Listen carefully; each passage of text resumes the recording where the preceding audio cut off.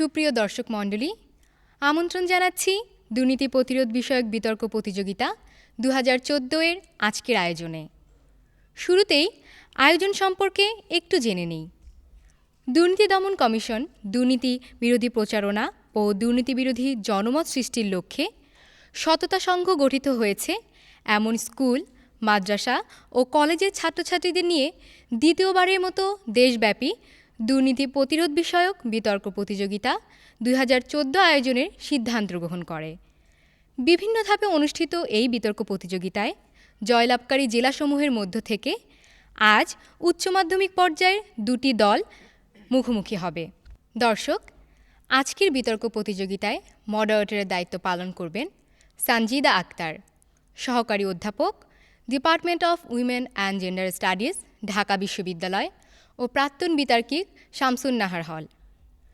সম্মানিত বিচারক মণ্ডলীর সদস্যরা হচ্ছেন ডক্টর মোহাম্মদ শামসুল আরেফিন, মহাপরিচালক, প্রতিরোধ ও গবেষণা, দুর্নীতি দমন কমিশন; অধ্যাপক ডক্টর কাজী সাইফুদ্দিন, চেয়ারম্যান, মনোবিজ্ঞান বিভাগ, জগন্নাথ বিশ্ববিদ্যালয়; doctor S M Mustafa Al Mamun, অধ্যাপক, ইলেকট্রিক্যাল অ্যান্ড ইলেকট্রনিক ইঞ্জিনিয়ারিং বিভাগ, ঢাকা বিশ্ববিদ্যালয় ও সাবেক মডারেটর, হাউস অব ডিবেটার্স, জহুরুল হক হল; এবং জনাব মোহাম্মদ শাহজাহান মজুমদার, অবসরপ্রাপ্ত জেলা জজ, বর্তমানে সভাপতি, ঢাকা মহানগর গুলশার অঞ্চল দুর্নীতি প্রতিরোধ কমিটি।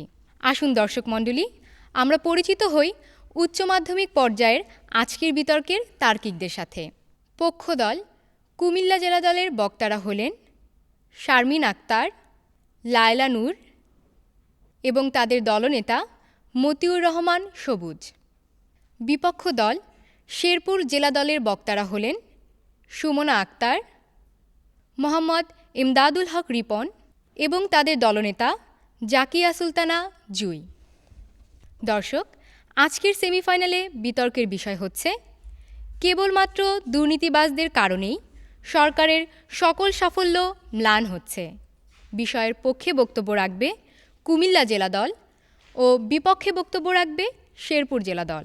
সময় বন্টন: সংশ্লিষ্ট বিতার্কিকদের জন্য জানানো হচ্ছে যে প্রত্যেক বিতার্কিক নিজের বক্তব্য রাখার জন্য 5 মিনিট করে সময় পাবেন। তবে 4.5 মিনিট পর একটি সতর্ক সংকেত এবং 5 মিনিটের সময় চূড়ান্ত সংকেত বাজানো হবে। প্রত্যেক দলের দলনেতা যুক্তি খণ্ডনের জন্য 3 মিনিট করে সময় পাবেন। সেক্ষেত্রে 2.5 মিনিটে একটি সতর্ক সংকেত এবং 3 মিনিটের সময় চূড়ান্ত সংকেত বাজানো হবে। আমি এখন সম্মানিত মডারেটরকে আজকের এই বিতর্কের আয়োজনটি পরিচালনার জন্য অনুরোধ করছি। দুর্নীতি প্রতিরোধ বিষয়ক এই বিতর্ক প্রতিযোগিতার উচ্চ মাধ্যমিক পর্যায়ের প্রথম সেমিফাইনাল বিতর্ক বৈঠকে আপনাদের সকলকে আমি স্বাগত জানাচ্ছি। কেবলমাত্র দুর্নীতিবাজদের কারণেই সরকারের সকল সাফল্য ম্লান হচ্ছে, এই বিষয়ে এখন বিতর্ক হতে যাচ্ছে। বিষয়ের পক্ষ দল থেকে আমি কুমিল্লা জেলা দলের প্রথম বক্তা শারমিন আক্তারকে আহ্বান করছি তার বক্তব্য উপস্থাপনের জন্য। মাননীয় মডারেটর, আমাদের যে সবচেয়ে বড় সাফল্য তা হচ্ছে আমাদের মুক্তিযুদ্ধে জয়লাভ করা। আমরা সেই স্বাধীনতা যুদ্ধে জয়লাভ করেছিলাম জাতির জনক বঙ্গবন্ধু শেখ মুজিবুর রহমানের হাত ধরে। আর সেই যুদ্ধে জয়লাভের পর জাতির জনক বঙ্গবন্ধু শেখ মুজিবুর রহমান যখন আমাদের সোনার বাংলাদেশে এসেছিলেন, তখন 7 কোটি মানুষের জন্য 7.5 কোটি কম্বল এসেছিল।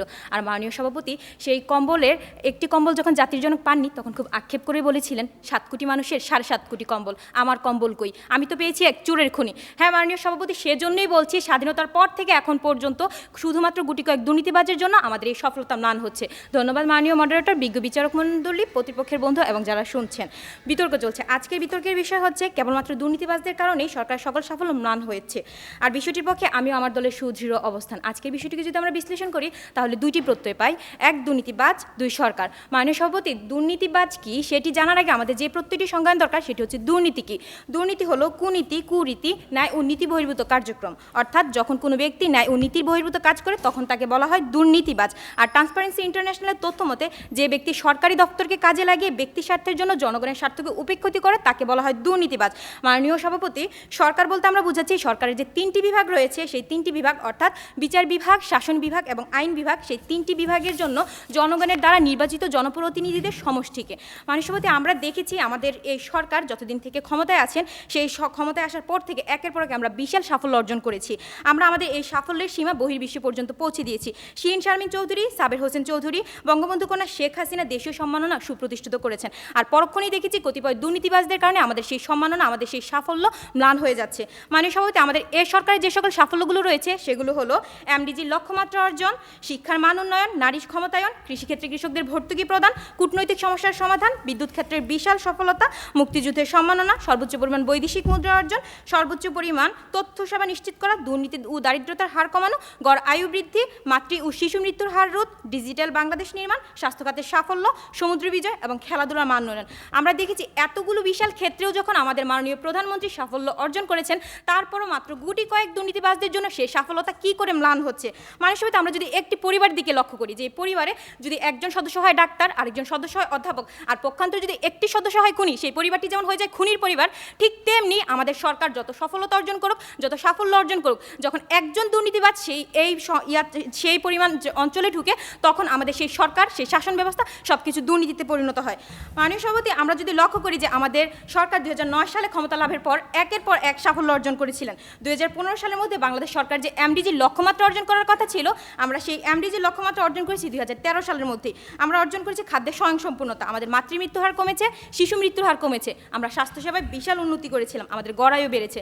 মাননীয় সভাপতি, আমাদের সবচেয়ে বড় সাফল্য হচ্ছে কমিউনিটি ক্লিনিক। আমরা আমাদের ইউনিয়ন পর্যায় থেকে শুরু করে প্রত্যেকটি নাগরিকের স্বাস্থ্যসেবা নিশ্চিত করেছি। আমরা প্রত্যেকটি নাগরিককে তাদের স্বাস্থ্যসেবা তাদের দূরগোড়ায় পৌঁছে দিয়েছি। এছাড়াও এদেশে নতুন নতুন মেডিকেল কলেজ স্থাপন করা হয়েছে, মেডিকেল কলেজের হাসপাতালে শয্যা সংখ্যা বৃদ্ধি করা হয়েছে, প্রয়োজনীয় ওষুধ এবং সরঞ্জাম ব্যবহার করা হয়েছে এবং সরঞ্জামের সংখ্যা বাড়ানো হয়েছে, অতিরিক্ত পরিমাণ ডাক্তার নিয়োগ করা হচ্ছে, নার্স নিয়োগ করা হচ্ছে। জনগণের স্বাস্থ্যসেবার জন্য এই সকল পদক্ষেপ অবশ্যই অগ্রগতি সহায়ক।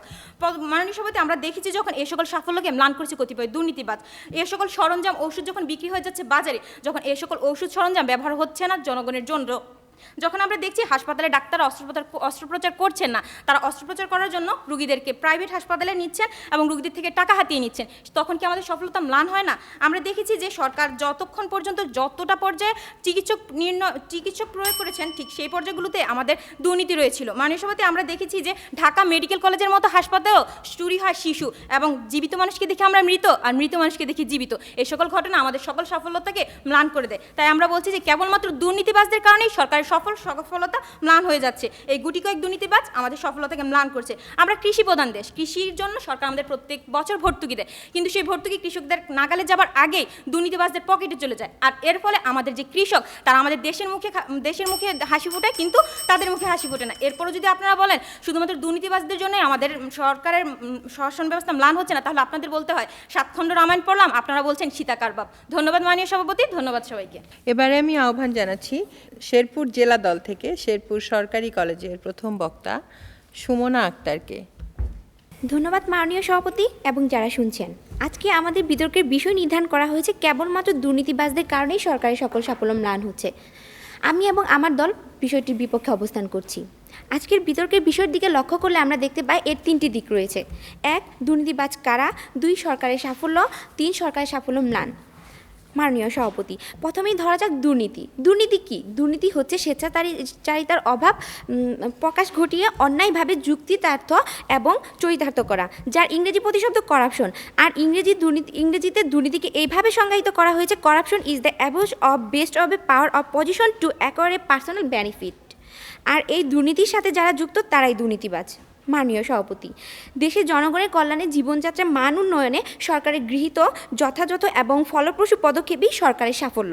সাফল্য ম্লান হওয়া বলতে বোঝানো হয়েছে সরকারের কোনো সাফল্যের জোয়ারে ভাটা পড়া অথবা সাফল্যের গতিকে ত্বরান্বিত করা এবং জনগণের উপরে সাফল্যের প্রভাব না থাকা। মাননীয় সভাপতি, আজকের বিষয়টিকে গভীরভাবে লক্ষ্য করলে আমরা দেখতে পাই বিষয়টির প্রথমে কেবলমাত্র শব্দটি এবং কারণ শব্দটির সাথে ই প্রত্যয় যুক্ত করে আজকের বিতর্কের জায়গাটি সৃষ্টি হয়েছে।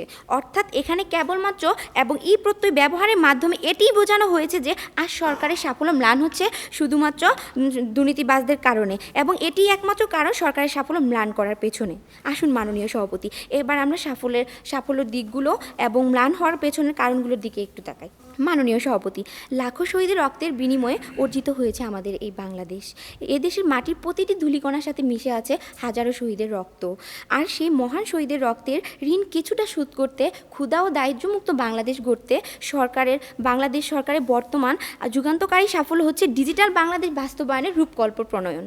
কিন্তু সরকারের এই ডিজিটাল বাংলাদেশ নামক নৌকার পালে হাওয়ার গতি অনেকটাই মন্থর করে দিয়েছে সাম্প্রতিক রাজনৈতিক অস্থিতিশীলতা, জনগণের সচেতনতার অভাব, সরকারের যথাযথ তদারকির অভাব, সম্পদের অপ্রতুলতা ইত্যাদি বিষয়। তাহলে এই প্রেক্ষাপটে দাঁড়িয়ে আমার প্রতিপক্ষ দলের বক্তারা কিভাবে প্রমাণ করবে যে কেবলমাত্র দুর্নীতির কারণেই সরকারের সকল সাফল্য ম্লান হচ্ছে?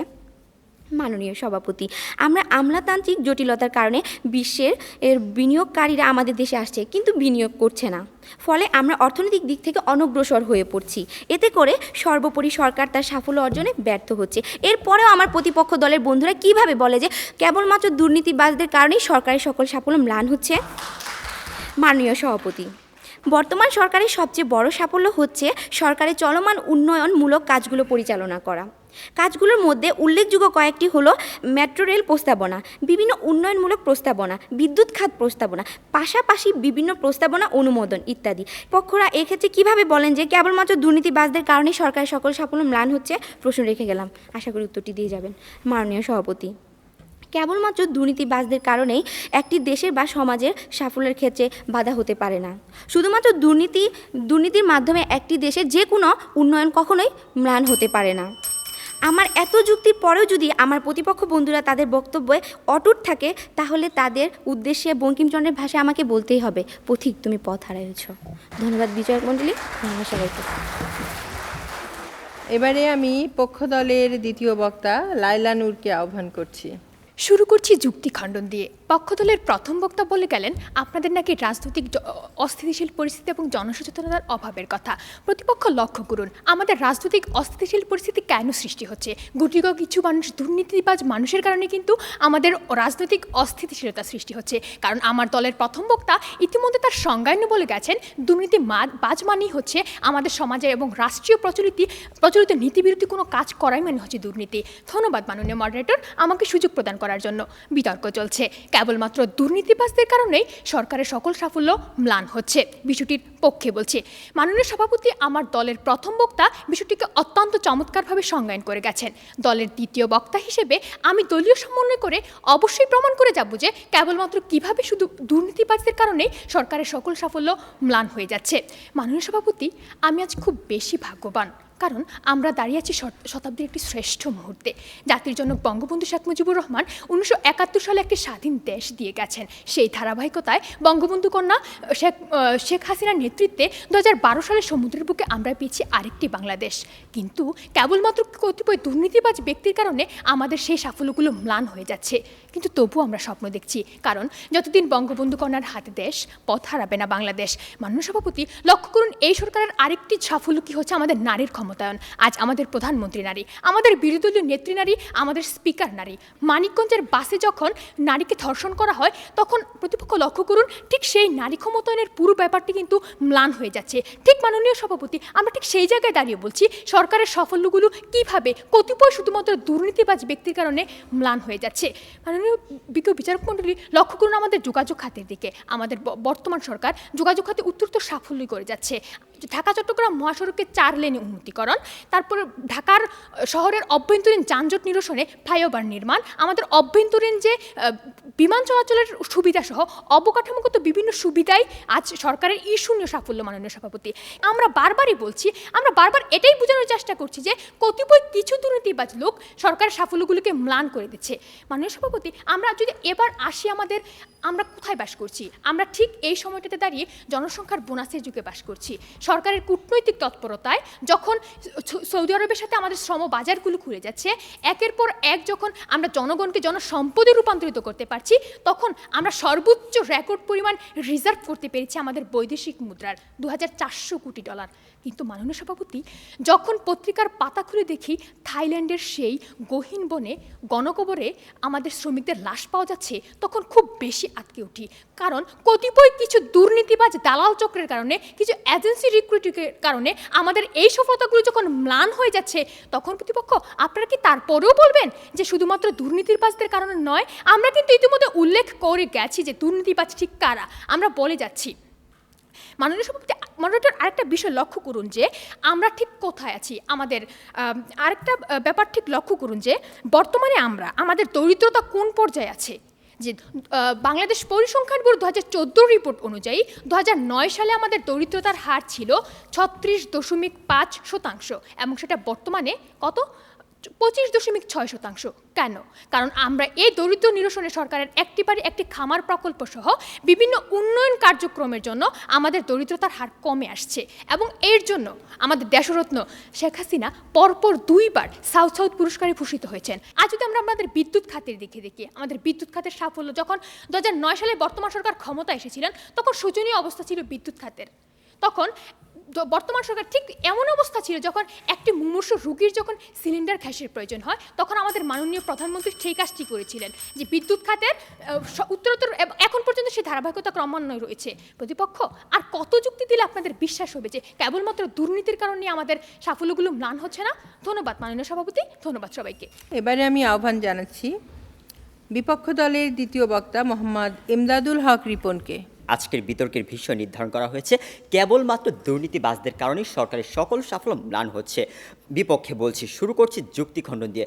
মাননীয় সভাপতি আমার প্রতিপক্ষ দলের প্রথম বক্তা কৃষিক্ষেত্রের কথাটা বলে গেলেন, সেটা মাত্র একমাত্র দুর্নীতিবাজদের কারণে কৃষিক্ষেত্রের সকল সাফল্য ম্লান হয়ে যাচ্ছে। কিন্তু প্রতিপক্ষ বন্ধুরা, এখানে যদি সরকারের সুষ্ঠু তদারকি থাকতো, সেক্ষেত্রে কিন্তু দুর্নীতিটা থাকতো না। আমরাও মানছি যে দুর্নীতির জন্য সরকারের সাফল্য কিছুটা ম্লান হচ্ছে।